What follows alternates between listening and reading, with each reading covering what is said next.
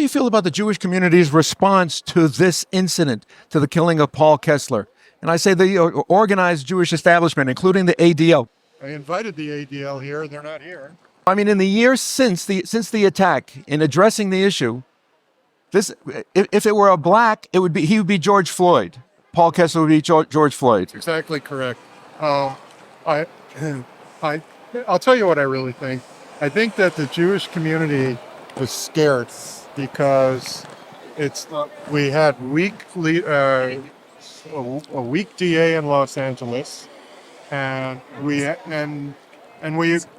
a weak administration in the United States because people are scared.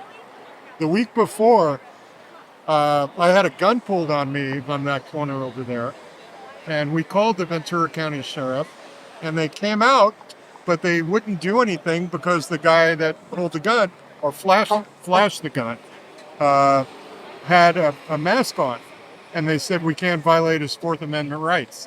So we're having, the policies and the laws of the United States used against us by people in certain cases that aren't even citizens.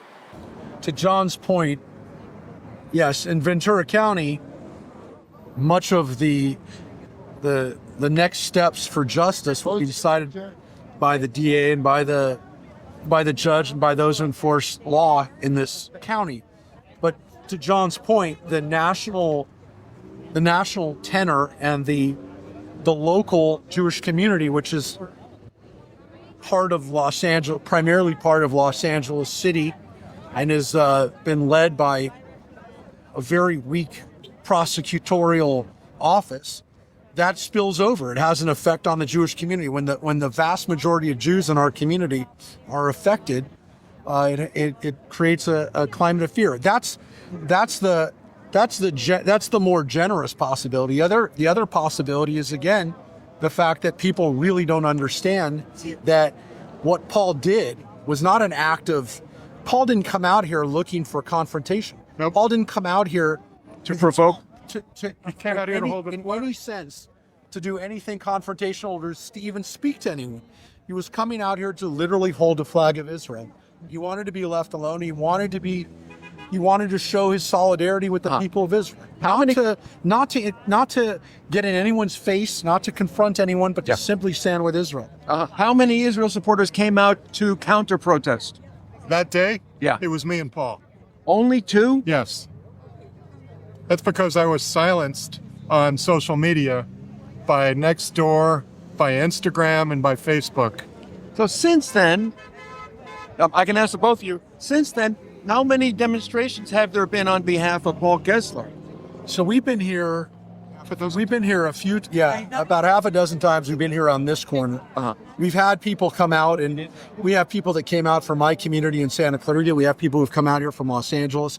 I could have asked people how many different places people have come out from, but this is not just people in Ventura County. This isn't just people in Westlake, Thousand Oaks. We have people that came out from the San Fernando Valley, from LA. We have a rabbi who came out from Granada Hills. So we have people that came out from all over the greater LA area. But, we want to make sure that whether people are here on this corner right here today or not, that they understand that they have to stand with Paul. They have to stand for justice. They have to stand for our community. Yeah. No one else is going to do it for us. So when George Floyd died in Minneapolis, his name was a rallying cry around the country in every city. And the idea that only people gathered in Westlake Village here, and you came from Santa Clarita, the idea, that's what I'm asking about, the apathy or complacency in the Jewish community for when in a rare case like this where somebody actually gets killed. But you say he was killed? He was murdered. Yeah. But we've had murders of Jews in the last few years. We had a horrible massacre this time 6 years ago in Pittsburgh, the end of October. We had the massacre of 11 Jews in a synagogue. We had the murder of a Jewish woman in a synagogue in California, in Poway, California.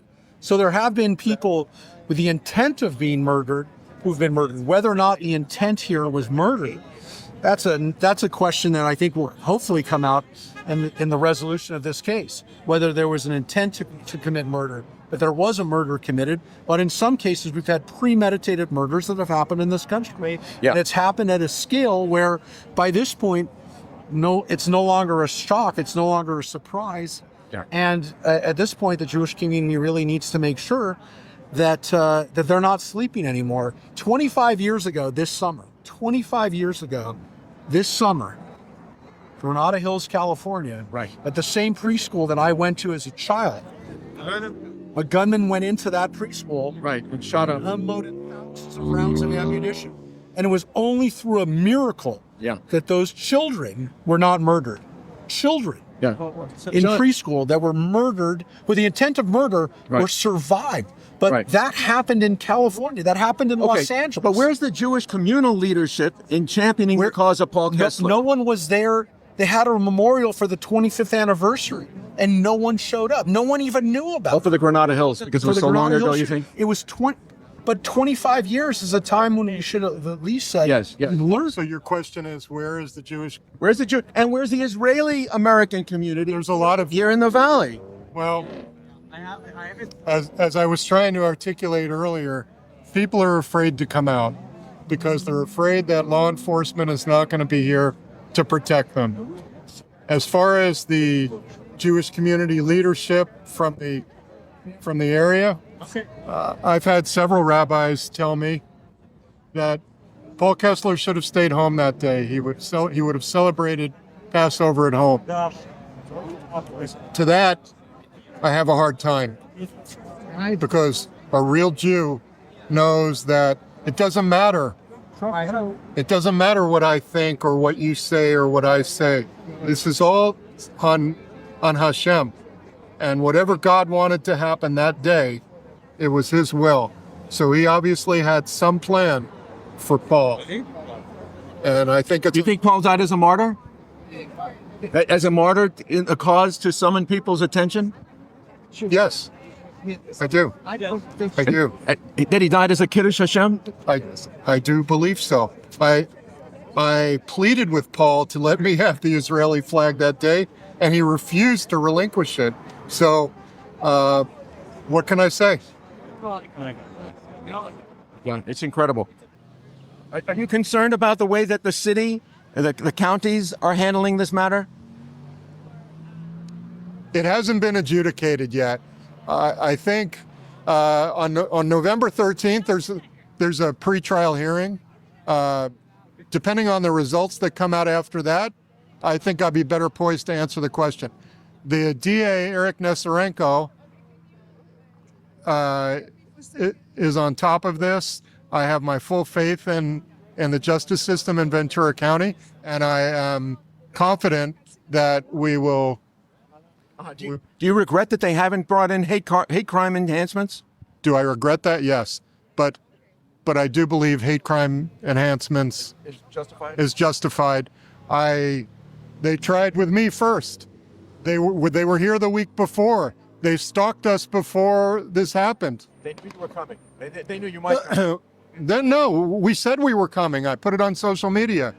So they met us up there in front of Paul Martin's. Paul and I were sitting on a bench. They sat down opposite us, Loai El-Naji and his friend, and they aimed their camera at us. They had it out for you. Yeah, 100%. So, You guys were targets for that day. 100%. You think he was happy to have smacked Paul in the head with that megaphone? Yeah. And It wasn't self-defense? no. It was shown in court that it wasn't self-defense. Paul was holding his cell phone when El-Naji punched him with the megaphone.